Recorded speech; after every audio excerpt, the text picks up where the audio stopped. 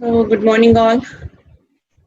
Welcome to Career Institute, and today I am going to solve the Rashtriya Military School Common Entrance Test 2016 ka question paper, and we are going to cover science part.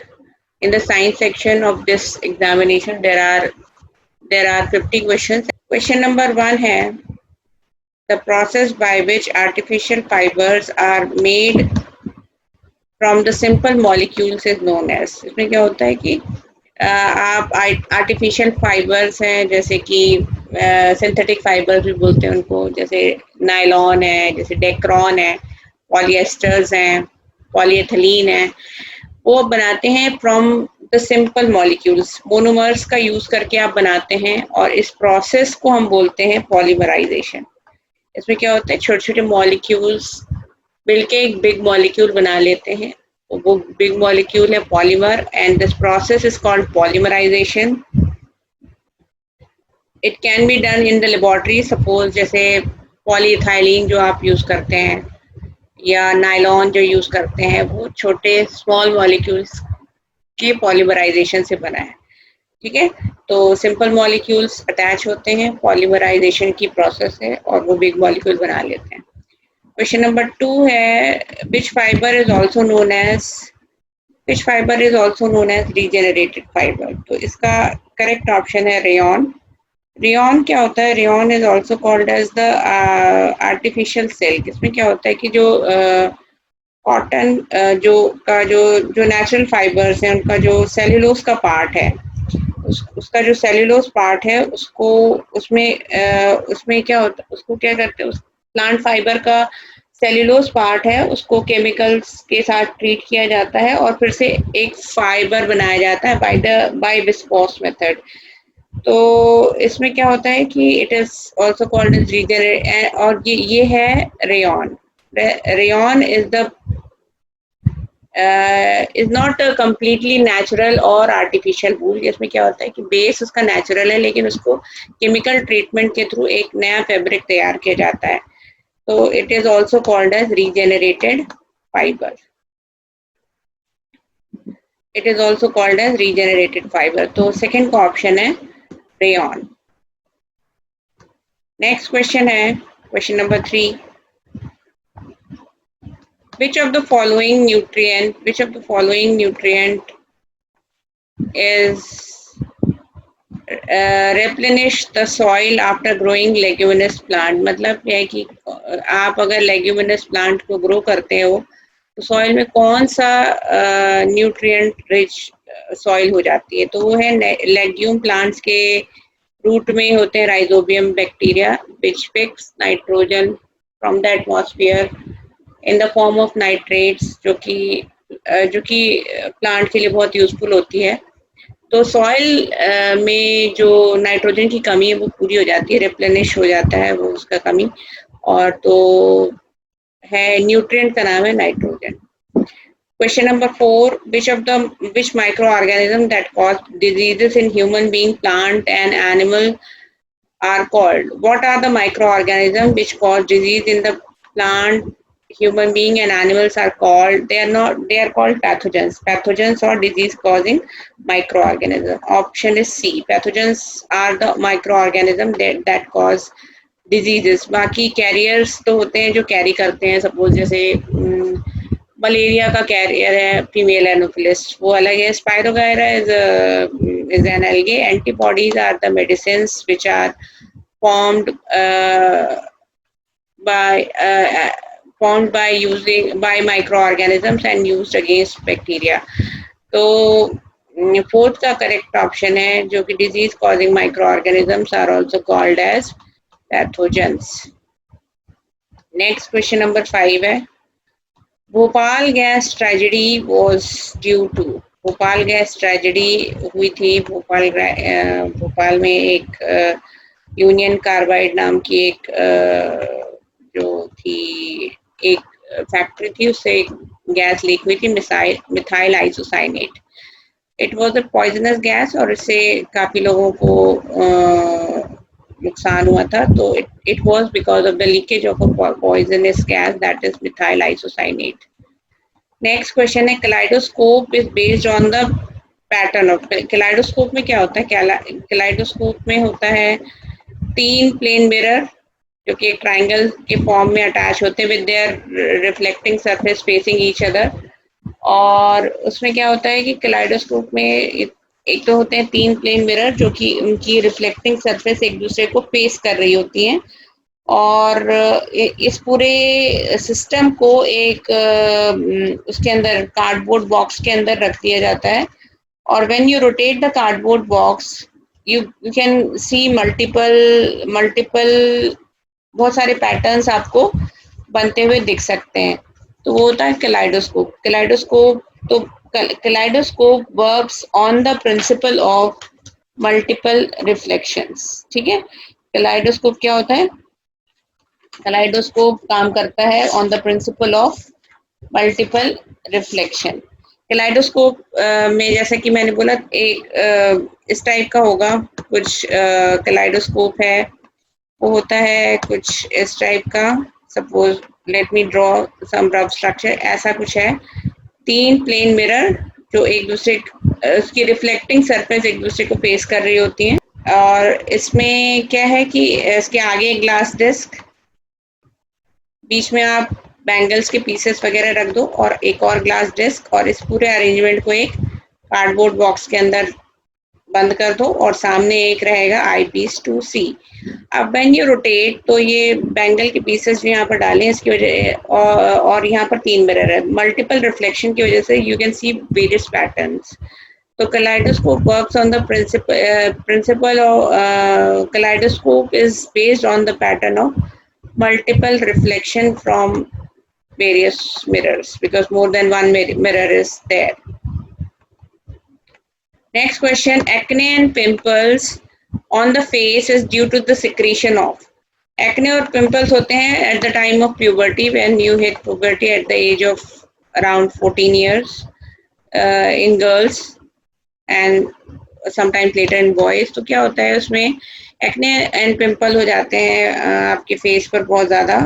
उसका reason ये होता है कि जो आपकी जो oil glands हैं जो कि आपके स्किन का पार्ट है, ऑयल ग्लैंड्स बहुत ही ज़्यादा एक्टिव हो जाती हैं ऑयल ग्लैंड्स। और जब आपके जो स्किन के पोर्स हैं वो उस ऑयल से या डेड स्किन सेल से या बैक्टीरिया से फिल हो जाते हैं, देन फिर क्या होता है, एयर एक्सचेंज नहीं हो पाता एंड यू गेट एक्ने और पिंपल्स। तो it is because of the oil gland hyperactive होती है during puberty and that is Y.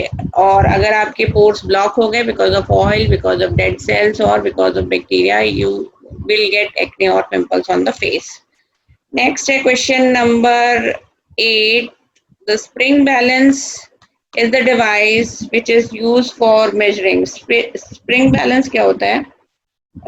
Spring balance is a device which is used for measuring the force क्या होता है? Force is the attraction which is spring balance। आप सबने देखा होगा spring balance measure करता है weight किसी भी चीज का। weight मतलब क्या है? the force with which air attracts the things towards itself. क्या होता है? ये है spring balance.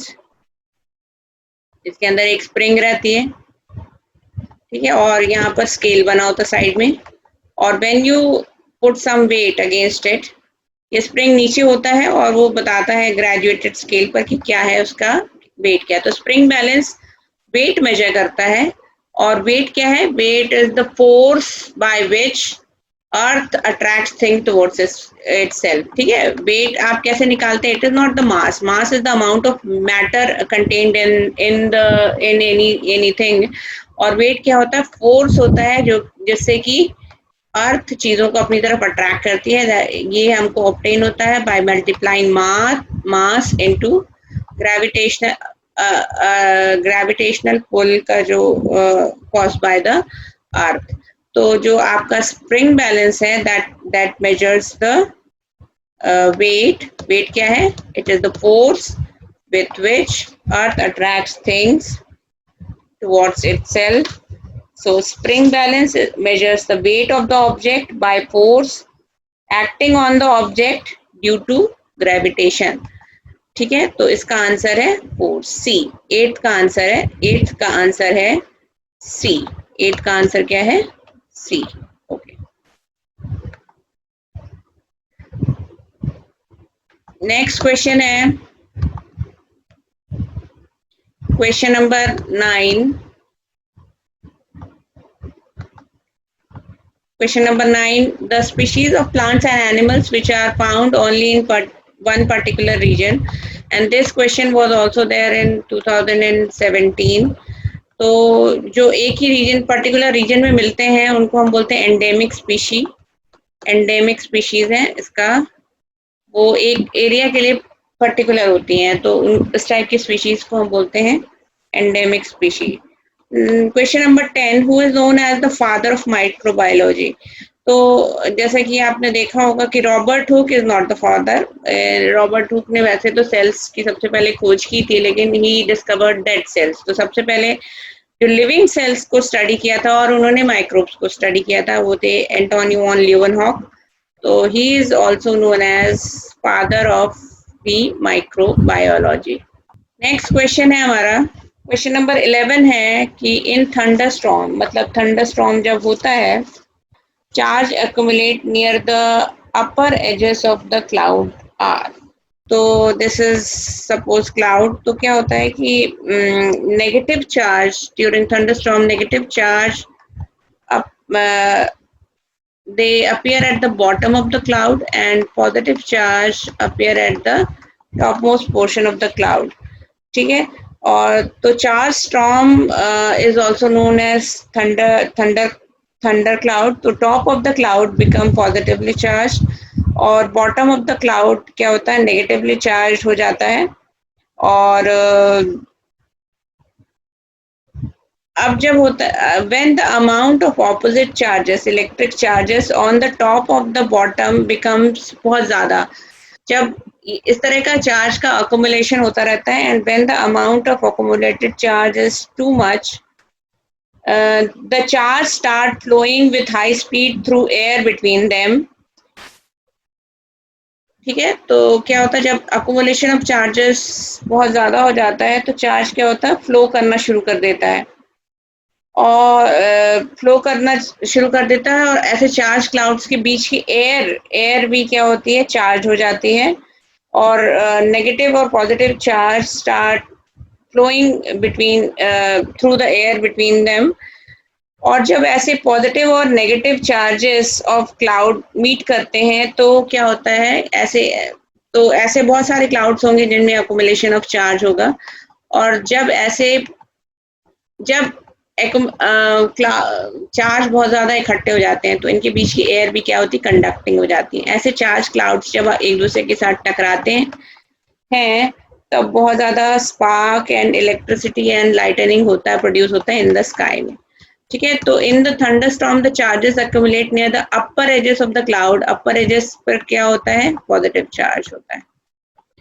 Loosening of the soil is called, loosening मतलब आप जब when you start preparing your field, तो पहला स्टेप क्या होता है, loosening of the soil, soil को लूज करना सो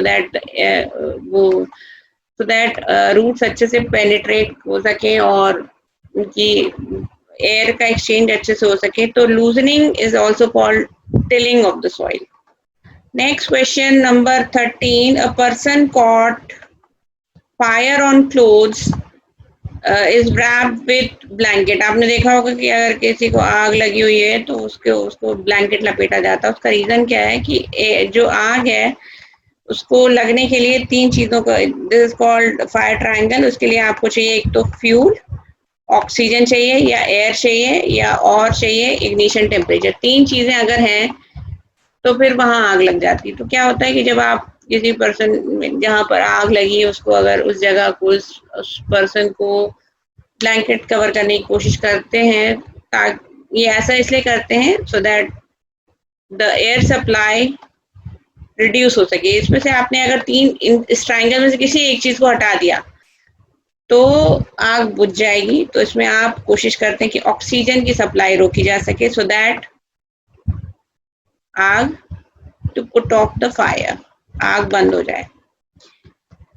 Question number 14, the crops which are grown in the rainy season. Rainy season मतलब जून जुलाई में आप उसको सो करते हैं and they are harvested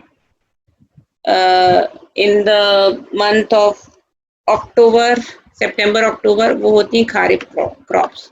तो ये ऐसी क्रॉप्स होती हैं जिनको ग्रो करने के लिए बहुत ज़्यादा पानी की ज़रूरत है, फॉर एग्जांपल पैडी और rice.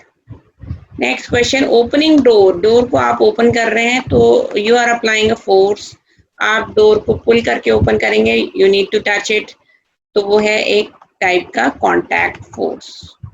Question number 16, question number 16 है the transformation of larva into adult through drastic changes. इसमें बहुत सारे स्टेप्स होते हैं, फ्रॉग में होता है ये बेसिकली।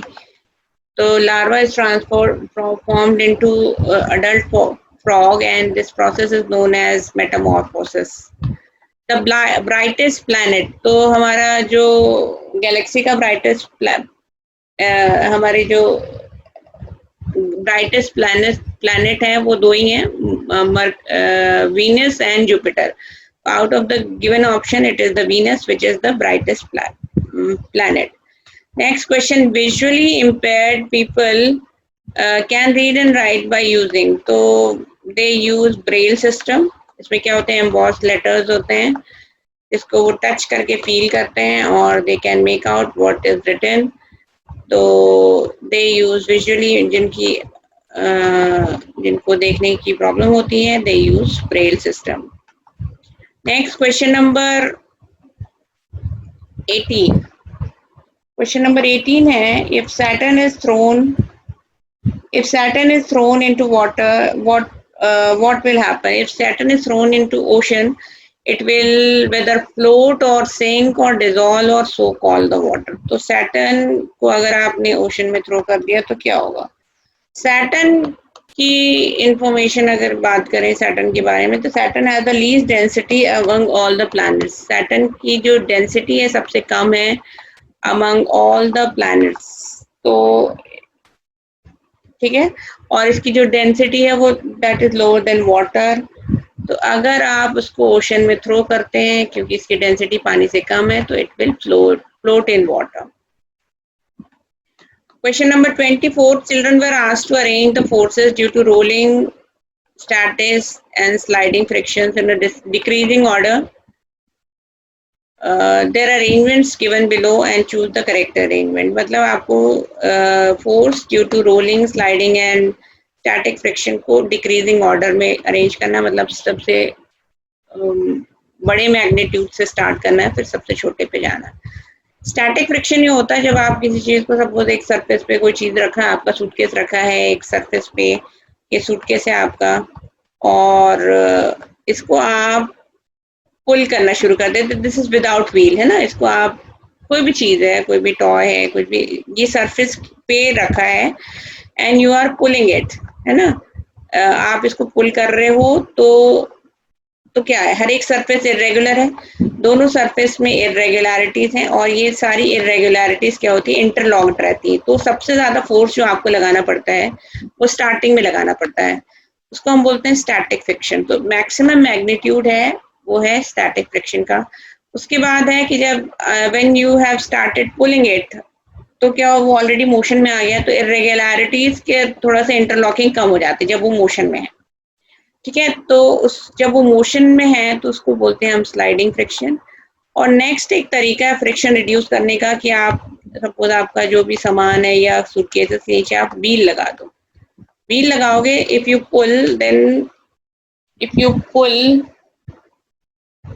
पुल देन सरफेस के साथ कांटेक्ट देखिए सबसे कम है, इज कॉल्ड रोलिंग फ्रिक्शन, इसका अमाउंट सबसे कम होता है।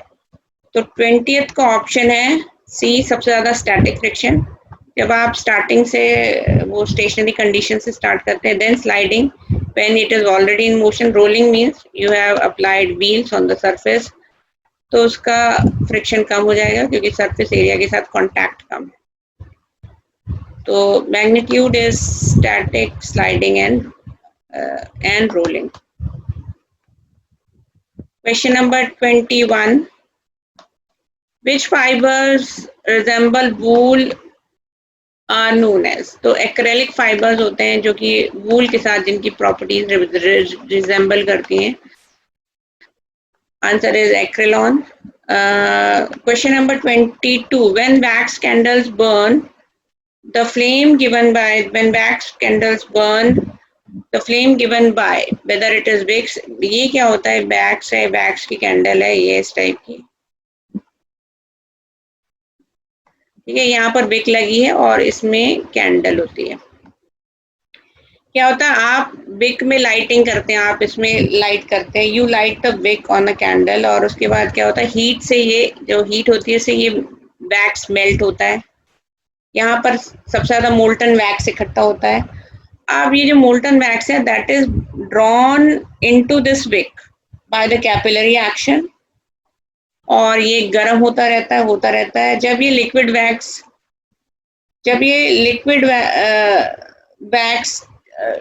टर्न हो जाता है गैसियस वैक्स में.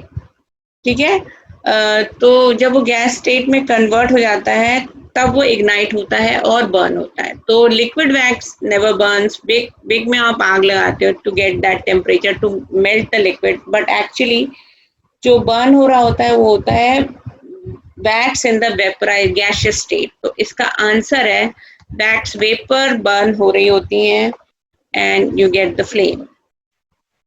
ठीक है, नेक्स्ट है the pitch of the sound depends on. Pitch किस पे डिपेंड करता है? पिच होता है, pitch depends on the frequency of oscillation. Frequency होता है द फ्रीक्वेंसी है number of waves passing through one point in 1 second. ठीक है, तो अगर किसी साउंड की फ्रीक्वेंसी ज्यादा है तो उसका पिच ज्यादा होगा. सिमिलरली अगर किसी का एम्पलीट्यूड ज्यादा है, मतलब displacement from the mean position, तब उसका लाउड वॉइस होगी. तो पिच मतलब पतली आवाज, जैसे कि सपोज मच्छर की होती है, तो इस टाइप की आवाज में ज्यादा होती है frequency. Frequency is more, frequency decides about the pitch. तो pitch of the sound depends on frequency. Next question number 24. When a charged balloon is attached to the wall without any help, the forces of action is. क्या होता है? Balloon को आपने charge किया है और उसको वॉल पे अटैच किया है विदाउट एनी हेल्प, तो बलून वहां पर स्टिक रहेगा. क्यों? क्योंकि negative charges of the balloon will make the electron in the wall move to the other side of their atom. ठीक है, क्या होगा कि बलून है जिसको आपने फ्रिक्शन के थ्रू चार्ज किया है, दिस इज द बलून.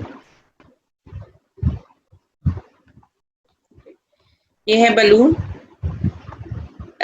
ये फ्रिक्शन के थ्रू इसमें एक चार्ज जो डेवलप हुआ वो है नेगेटिव चार्ज, और ये है वॉल. तो क्या होगा कि जब आप बलून को वॉल के पास लाएंगे तो वॉल के जो सरफेस के नेगेटिव चार्ज है वो पीछे की तरफ चले जाएंगे. Why? Because of the repulsion. As the result जो वॉल के सरफेस पर जो चार्ज एक्युमुलेट होता है वो है पॉजिटिव चार्ज. पॉजिटिव और नेगेटिव के बीच में अट्रैक्शन से बलून यहाँ पर अटैच रहेगा. Question number 25, which is going to be the last question of this video, since I told this is the first part. Another 25 questions we'll be solving in the next part. तो जो 25th question है, इसमें इस common entrance test में total होते हैं 50 question. 25th question है which of the following cell is sensitive to bright light. तो हमारे रेटिना में दो टाइप की फोटो सेंसिटिव सेल्स होती हैं, रॉड्स एंड कोन्स. जो cones are sensitive to the bright light और rods are sensitive to the dim light.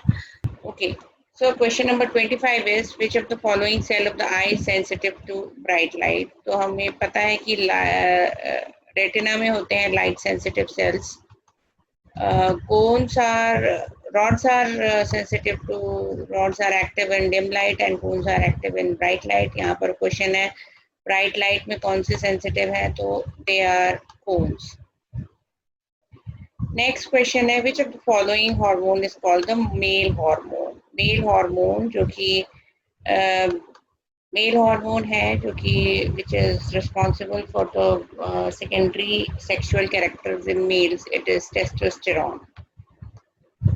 Next है question number 25. The myopia can be rectified by. तो myopia में क्या होता है कि आपका जो आई इमेज है in myopia, the image form before retina, retina के पहले ही इमेज बन जाती है. जो आपका आई का लेंस है उसकी जो कन्वर्जिंग पावर है वो बहुत ज़्यादा बढ़ जाती है और जो रेटिना के आगे ही इमेज बन जाती है. आपको क्या करना है, इसको थोड़ा सा दूर बनाना है, मतलब रेटिना पर इमेज बनेगी तभी आपको दिखेगा. तो how to correct, you need to apply a concave lens in your spectacle so that ये क्या होता है, diverging lens है. Now yours आपकी जो image है that start being formed at retina. तो इसको rectify करना है, correction कैसे करना है, you need to apply this thing, concave lenses. You need to wear concave lenses, only then it can be rectified. Next question है, we use carry bag. Since plastics are very much in use in our daily life, तो आप जो carry bag use करते हैं daily regular basis पर जो carry bags use करते हैं वो होते हैं, वो बने होते हैं पॉलीथीन के. पॉलीथीन मतलब it is the polymer of polyethene. Polythene, polythene मतलब इथीन, जो कि इसका फॉर्मूला होता है CH2 double bond CH2 C2H4 is the formula. उसका जो है पॉलीमर है वो है पॉलीथीन, इसका ही आप कैरी बैग्स यूज करते हैं. Next question number 29. The Taj Mahal, the Taj Mahal is the Taj Mahal is being affected due to. The Taj Mahal है वो because of the polluted air it is turning yellowish in color. जो white marble है वो because of the air pollution in the surroundings वो yellow color का होता जा रहा है. तो Taj Mahal is affected due to air pollution. Next question. The luminous flame appears. Question number 30 है कि लूमिनस फ्लेम है जो आपकी वो कौन से कलर की दिखती है. तो लूमिनस फ्लेम है वो that appears to be yellow, और वो येलो कलर की दिखती है because of the soot particle. जो कार्बन पार्टिकल्स हैं उनकी वजह से वो येलो कलर की दिखती है. तो फ्लेम के कई पार्ट्स होते हैं. When oxygen supply is insufficient, fuel Burns incompletely, और येलो फ्लेम होते हैं. येलो फ्लेम है वो है एक लुमिनस फ्लेम, ठीक है, और उसका येलो कलर होता है because of the soot particles. Next question number 31 है, trapping of the unescapable radiations of the sun in earth's environment is called. क्या है कि अर्थ के एनवायरनमेंट से बहुत सारी रेडिएशंस हैं वो एमिट होती हैं, और उसको ट्रैप करने को क्या कहते हैं. It is called the green house effect. Green house effect क्या होता है, ग्रीन हाउस इफेक्ट होता है कि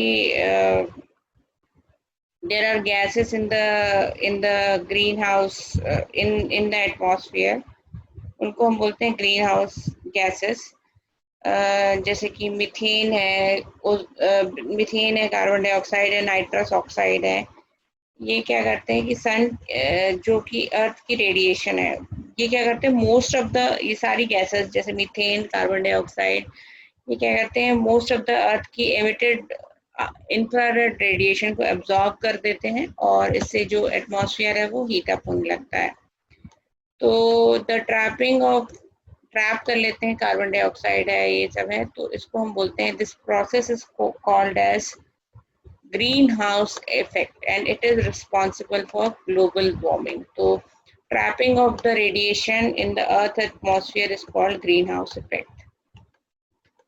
Next question, if a switch has some sparking, we will switch it off with the help of. तो अगर स्विच में कोई स्पार्क हो रहा है तो आपको लेना पड़ेगा कोई insulator to switch it off. तो इसमें है iron nail. Iron is a good conductor since it is iron एक मेटल है तो वो गुड कंडक्टर, इसको आप नहीं ले सकते. You can either use a wooden stick or cotton cloth. Both are insulators. ठीक है. तो correct option is इसका D, any of the B and C. Question number 33. Which device is used to reduce friction of the cars? Which device is used to reduce friction of the cars? Friction in the axle of cars and shafts of the electric motor. Question क्या है? ये कौन सी device है जो कि use होती है to reduce, name the device, which device is use to reduce friction in the axle of cars, in the axle of cars and shafts of electronic motors. कौन सी डिवाइस है जो कि फ्रिक्शन रिड्यूस करने के लिए use होती है? तो इसका आंसर है, इसका करेक्ट आंसर क्या है? वो है बॉल बेरिंग. बॉल बेरिंग का स्ट्रक्चर अगर आपने देखा हो तो एक मिनट, इसका आंसर है ball bearing. Ball bearing use होता है वहां पे जहाँ पर दो मूवेबल सरफेस एक दूसरे के साथ टच में होती हैं. बॉल बेरिंग का स्ट्रक्चर कुछ ऐसा होता है. ये I am drawing the structure. ऐसा कुछ स्ट्रक्चर होता है बॉल बेरिंग का. ठीक है, this is the structure of ball bearing. इसमें क्या होता है कि इसमें ring of small metal balls होती हैं. The small metal balls of the ball bearing, ये जो स्मॉल मेटल बॉल्स है, दे कैन रोल फ्रीली. ठीक है, तो ball bearings are design to make the moving parts of a machine to roll over each other. ठीक है, अगर जो मूविंग पार्ट्स ऑफ मशीन जो कि एक दूसरे के ऊपर रोल हो रहे होते हैं, उनको रोल करने के लिए डिजाइन करी जाती है बॉल बेरिंग. ठीक है, और ये जो इसमें बॉल्स है, मेटल बॉल्स है, ये फ्रीली रोल कर सकते हैं. तो बॉल बेरिंग क्या करता है कि दो दो साइड जो एक दूसरे के ऊपर रोल कर रहे हैं, उनके बीच का फ्रिक्शन कम करने के लिए ये मेटेलिक बॉल्स लगाए जाते हैं और they are free to roll. ये metallic balls are free to roll. So to reduce friction in between the moving parts of cars and shafts of electronic motors, these ball bearings are introduced. So the correct answer for question 33 is ball bearing. Next question है question number 34. In the sun, the heat and light are produced by. तो sun is a source of energy और बहुत high energy का source है. उसमें जो heat और light है वो प्रोड्यूस होती है because of the nuclear reaction. Question number 35. Study the picture. If a force is applied on object P, then the object moves in the direction. ये ऑब्जेक्ट है, इसके ऊपर फोर्स इस डायरेक्शन में लगा रहा है, एक ही साइड से फोर्स लग रहा है, बाकी कहीं पर भी फोर्स नहीं लग रहा है, तो ये अनबैलेंस फोर्स है. So obviously force, this object P will move in the direction of C. Question number 36. Question number 36 है identify the correct option from the following which is caused due to sound pollution. Sound pollution अगर आपके surroundings में बहुत ज़्यादा है तो उसमें से कौन सा बीमारी आपको हो सकती है? तो sound, diabetes definitely not the cause of sound pollution. It is not because of sound pollution. और वॉमिटिंग भी नहीं है. हाँ, blood pressure, you can get high blood pressure because of the sound pollution. अगर आपकी सराउंडिंग्स में बहुत ज़्यादा साउंड है तो you can get high blood pressure. Question number 37. This disease is caused due to contamination of water. Contamination of water से इनमें से कौन सी डिजीज होती है? तो ऑब्वियसली लंग कैंसर नहीं है, मलेरिया भी नहीं है. ठीक है, रेबीज बिल्कुल नहीं है. Malaria is because of Plasmodium. Lung cancer के डिफरेंट रीजंस हो सकते हैं. इट इज बिकॉज ऑफ आप अगर गंदा पानी पियेंगे और you intake dirty water or food, तो फिर आपको food which is not properly cooked or it is contaminated, then you get cholera. Cholera में क्या होता है आपका जो you get loose stools and a lot of vomiting and all. Next question, the most carrier of communicable disease. Communicable disease है जो एक से दूसरे में बहुत ज़्यादा आसानी से फैलती है, उसका जो सबसे ज़्यादा कॉमन कैरियर है वो हमारा है हाउस फ्लाई. हाउस फ्लाई की वजह से जो कम्युनिकेबल डिजीजेस हैं वो आसानी से स्प्रेड होती हैं. नेक्स्ट क्वेश्चन है the middle aged star is. Options हैं आपके. मिडिल एजेड स्टार के ऑप्शन हैं सन और मून और ओरियन और अल्फा. तो इसका सही ऑप्शन है सन. सन हमारा जो सन है that is around 4.6 billion years old और ये अभी सिर्फ अपनी मिडिल एज पे पहुंचा है. ठीक है, तो sun is middle age star is sun. It is around 4.6 billion years old and it has now reached the middle stage. Question number 40, which property of a metal is used for making bells, gangs, etc. तो इसमें आपको sound producing property का use करना है. Answer is sonorous. Question number 41, which of the following gas is not a greenhouse gas? तो carbon dioxide, methane, nitrogen के oxide all are greenhouse gases. जो correct option which is not a greenhouse gas वो है oxygen. Oxygen is not a greenhouse gas.